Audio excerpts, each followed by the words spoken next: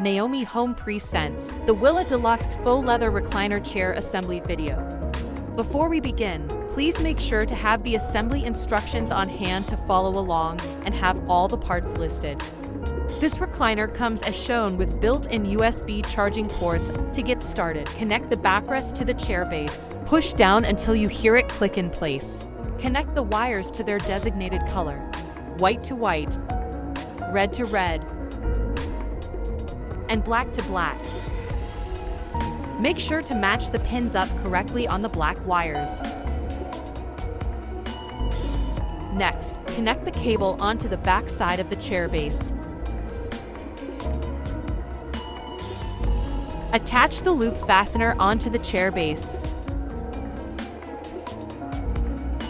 Now that you've connected all of the cables, you are able to recline by pushing the front button. To sit back up, push the back button. You can adjust the temperature of your seat as well as access the different massage modes with the included remote. And there you have it, your deluxe faux leather recliner chair is complete and ready for use. Thanks for watching. Please like, subscribe, and share for more Naomi Home content. You can find the product link and more in the description below.